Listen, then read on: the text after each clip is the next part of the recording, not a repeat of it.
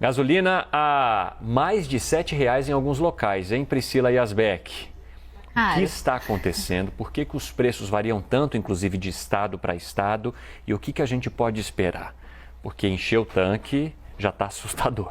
Pois é, não tem muita notícia boa, mas vamos entender por que a gente tem essa variação aí de preços entre os estados. Uma das principais explicações está no ICMS, mas antes, para começar, vou mostrar aqui na tela para vocês os preços certinhos, de acordo com alguns dos principais estados do país, em termos de população. E o que a gente tem é que o preço médio no Brasil fica em R$ 5,86. E aí a gente tem aí esses estados com preços passando de R$ 6,00 o litro da gasolina. A gente vê, por exemplo, entre os destaques, Rio de Janeiro com a gasolina passando dos R$ 7,00 e Rio Grande do Sul com a gasolina passando dos 7 também, já batendo R$ 7,18. Minas Gerais também com preço bem salgado aqui, R$ 6,75. E aí o que a gente tem então é o ICMS que explica essa diferença entre os preços. A gente preparou aqui uma segunda tela para a gente ver como que são cobrados os ICMS de estado para estado.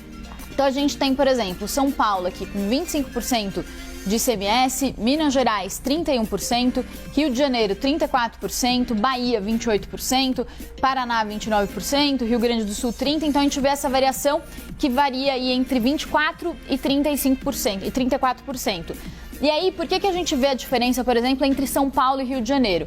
Se a gente olhar aqui, o ICMS de São Paulo está em 25%, já no Rio de Janeiro está em 34%. E por que isso acontece? O Rio de Janeiro tem uma economia mais fraca que São Paulo, não tem uma regra para a cobrança do ICMS, então o Estado joga o imposto lá para cima. Já São Paulo, que conta com outras receitas, além da arrecadação com os tributos cobrados sobre o combustível, já tem um ICMS um pouco mais baixo aí de 25%, por isso o preço da gasolina pesa um pouco menos. E aí eu conversei com o Adriano Pires, que é do Centro Brasileiro de Infraestrutura, e aí ele falou sobre algumas soluções que a gente poderia ter para reduzir o preço da gasolina, inclusive para diminuir essa simetria que a gente vê entre os estados. O primeiro ponto é que ele fala que o ICMS deveria ser cobrado em cima do preço que sai da refinaria. Então hoje o percentual é cobrado sobre o valor que os estados mesmos levantam nos postos. Eles fazem uma pesquisa nos postos de gasolina e aí eles dão a média para a ANP e em cima disso é cobrado